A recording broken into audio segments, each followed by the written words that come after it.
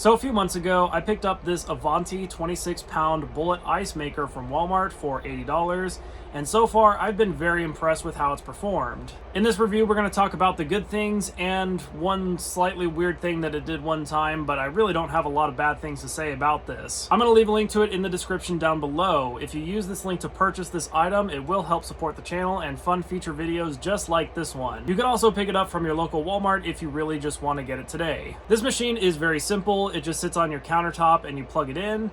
There's a little water reservoir right down here, and you have the ice tray on top of it.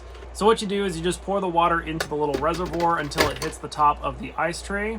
Select whether you want large ice cubes or small ice cubes, and then press start. It makes the ice melts into the reservoir down below, and once the level becomes too low, then it makes more ice. It seems to be pretty well insulated. It holds the ice for quite a long time, and it only has to make more ice like once every hour on a really hot day. So as you can see, there's this little tray that it fills up with water, and it has these 8 cylinders going into the water that are very cold, and the ice cubes form around that. When it's done making the ice, it dumps the water out, it blows the ice cubes off of those little cylinders with some compressed air, and then it puts the ice into the ice bin. It's also really fast at making ice as well. It can fill up one of these Buc-ee's cups, which is about 44 ounces, I think.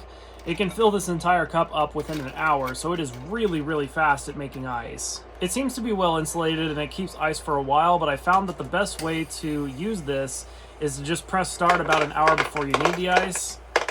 There you go. Just press start about an hour before you need the ice, and it'll generate all the ice you need. It's also very energy efficient. It only draws about 120 watts while it's operating.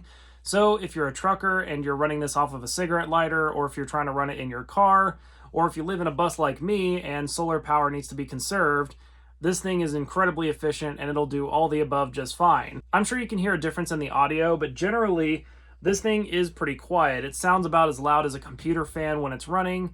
It is a little noisy as it's dispensing the ice, but that's not too unusual for an ice maker. I don't really have anything bad to say about this ice maker, but there was one little hiccup I've had in the time that I've owned it, and I'm not sure what caused this, but one day I came home and this water tray on top where the water that's being frozen sits in, I came home and it was just one solid block of ice. So I'm not sure what happened, whether the computer had a glitch or if the sensor just had a little hiccup in whatever it does that prevents it from doing that. But the one time that happened, all I had to do was unplug it and let the ice melt off of the little fingers, and it was fine after that. It never did it again. That's really the only hiccup that I've had with it. I don't have anything particularly negative to say about this machine. It's been fantastic. It produces ice very quickly and very efficiently, and I would highly recommend it for anyone who's looking for a cheap and efficient ice maker. If you like this video, don't forget to drop a like, subscribe to my channel down below for more unbiased product reviews, and I'll see you guys in the next video.